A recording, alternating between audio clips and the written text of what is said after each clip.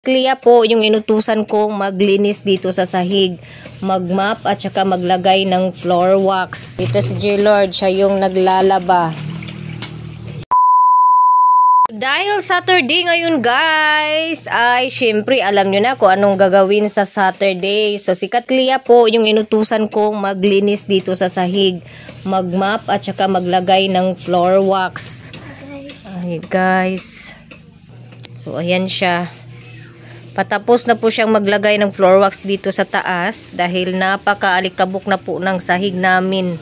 Isang buwan lang akong nawala. Grabe na yung sahig.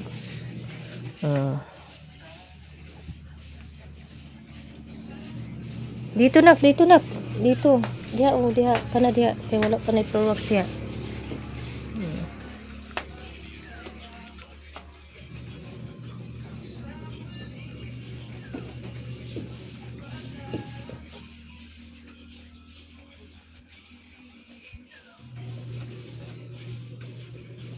Tapos, si J-Lord naman yung naglaba. Dito si J-Lord, siya yung naglalaba.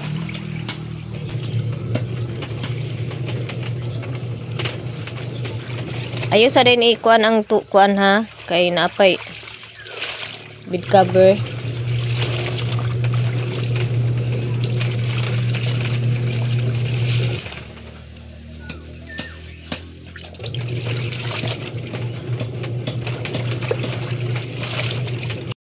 Ako naman guys ay sa kwarto.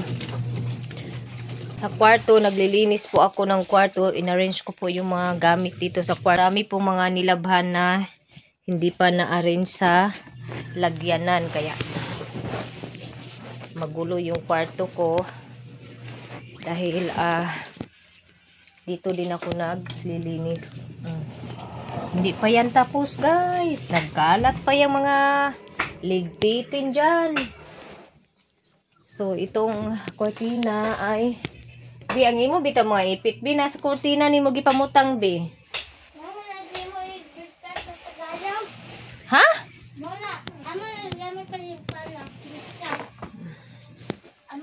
So, tanggalin na tong kortina dahil papalitan ko to ng orange. Kortina. The next day. Mag-prepare ng gid ko ani sa ako ang mga gamito no. Nagyud, mag-prepare nagyud. Nagyud. Galuoy sa akong Tupperware. Nabasa guys.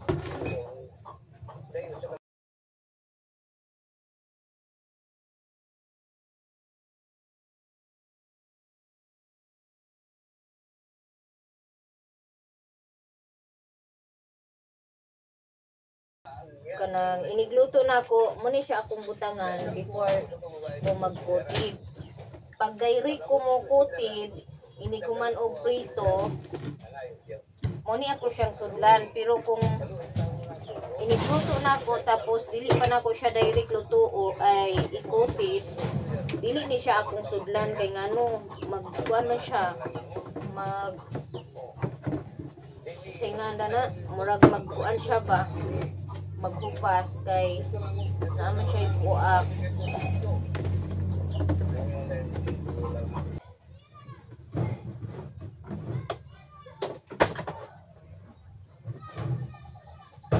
Asa ba ng taplong sa Tupperware?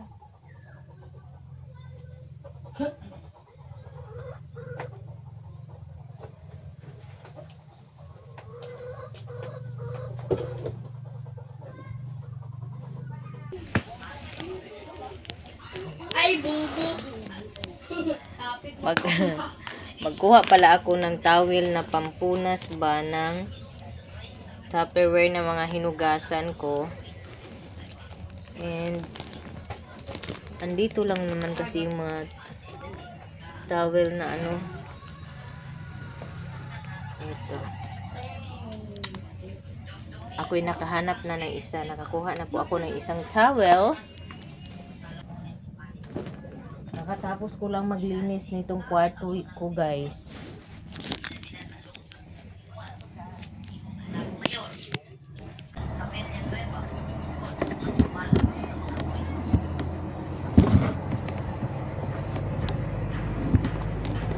Grabe kainit sa panahon karon.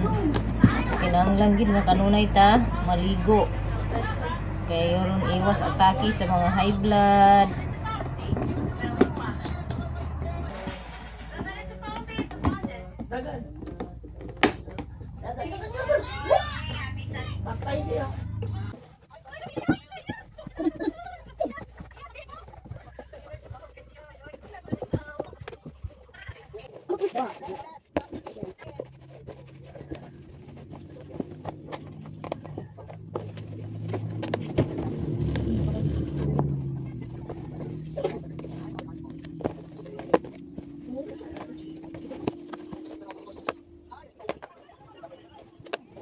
Ini di cang i-dry utaman ang tupperware. Dahil aron wala tay problema.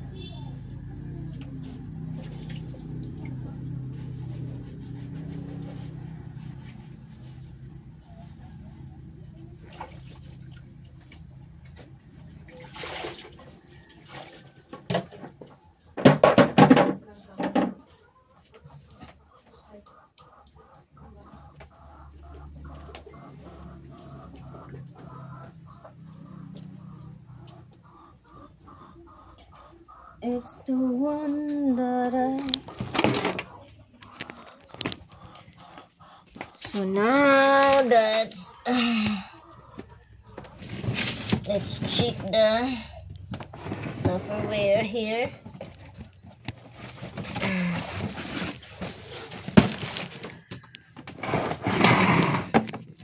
I have the storage box for my cassava chips.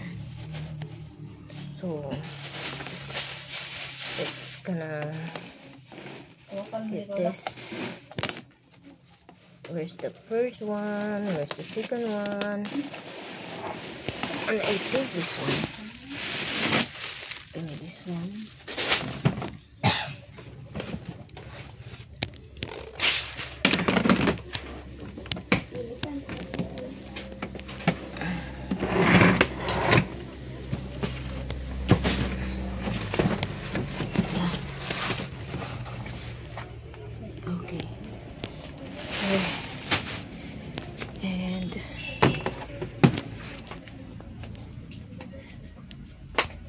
So, ready na po yung aking table dyan.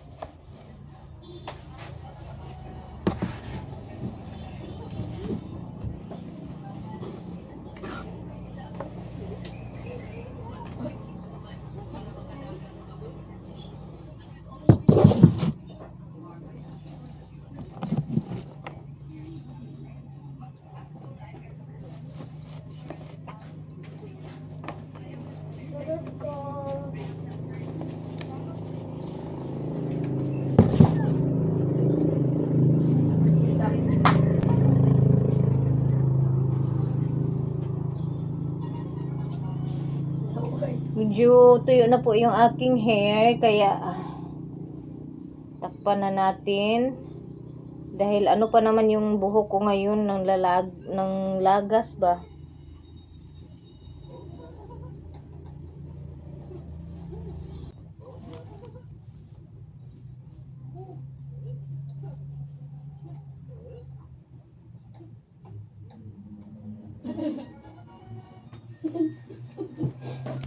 Okay.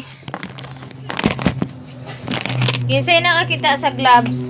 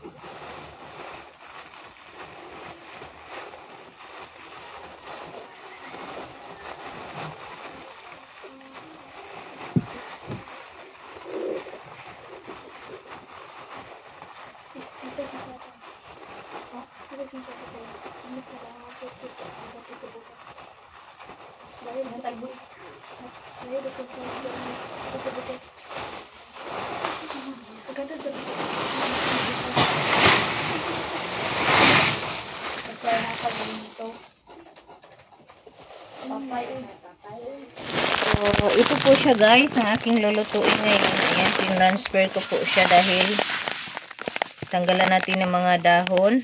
Ito oh, mayroon pang dahon. Kasi hindi po perfect yung pagkakuha ng mga dahon. Meron talagang naiiwan. Kaya ko kaldiri na. Hindi, katong ka na tupperware nga kung ano nasa sulod.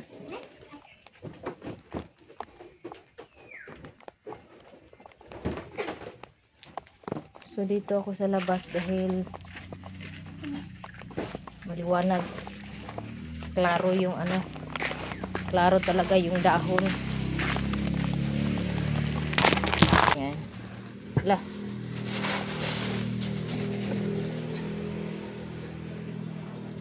Basa pa masiguro na nak.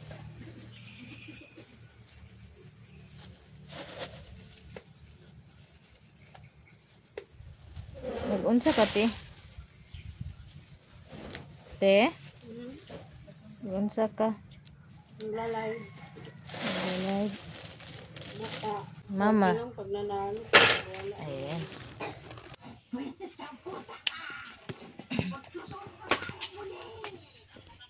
Tagay kog bangko diri nak de.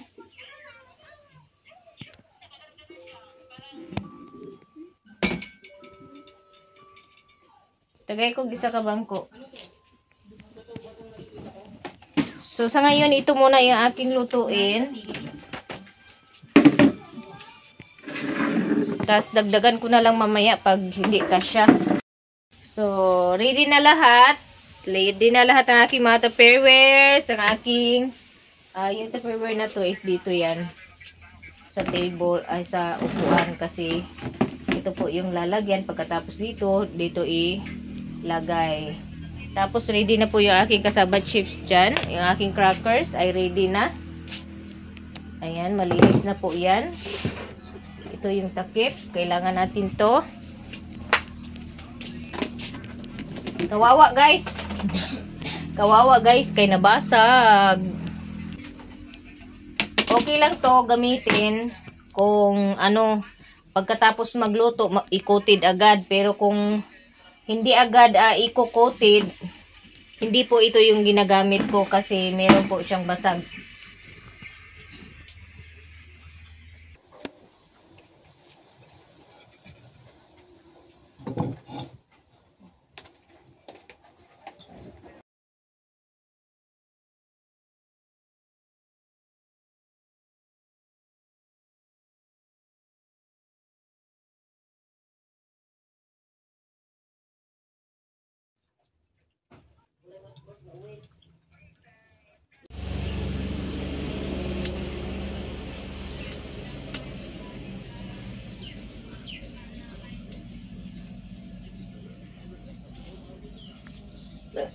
Excuse me.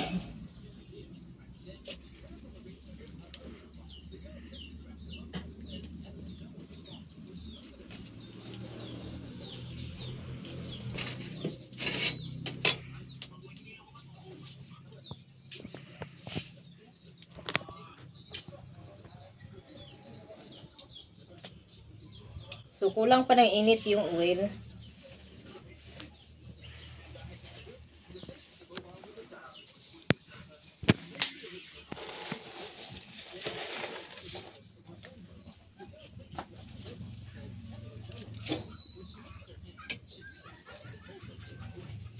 Boy.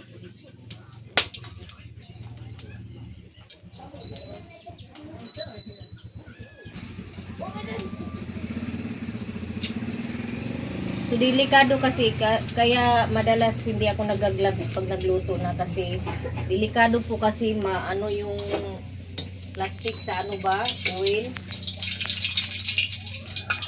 Okay, mainit na po siya. Let's start guys.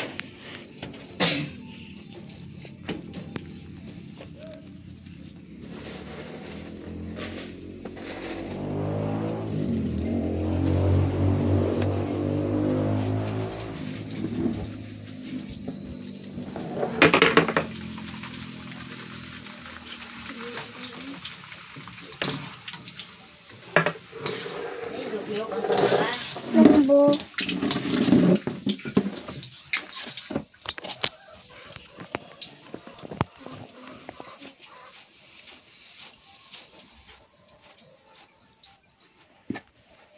Mainit na talaga siya guys. Brown naman dahil siya oh.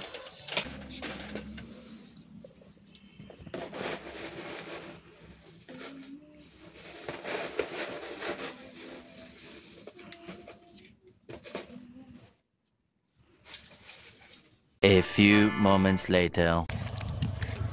Paingon day ko magtugbong kay mupalit ko og dagdag na oil at saka brown sugar dahil kulang po yung oil ko kanina. Nagluto na ako kanina pero huminto ako dahil hindi ko po nagustuhan yung resulta ng aking pagluluto ng kulang sa oil. Kasi yung oil po ay binawasan nila yung oil. So yung oil supposed to be kuan yun 1 kilo tapos binawasan nila, siguro niluto or may bumili, binawasan nila ng 1/4 kaya gitry kong magluto pero hindi pwede kay mapagod. So bago pa man masira yung aking lulutuin ay hininto ko na yung aking pagluto guys. So ngayon bababa ako ngayon dahil bibili ako ng oil at saka brown sugar. Bili na rin ako siguro ng plastic na ano pang 10 pesos kay may order ako na bali 400. So abangan nyo po ang aking pagluto ulit na kasaba chips. Kunting kimbot na lang talaga yung mga nag-o-order sa akin. Makakatikim na kayo ng kasaba chips ni Maring ninyo Inday. si Nestor, si Itol.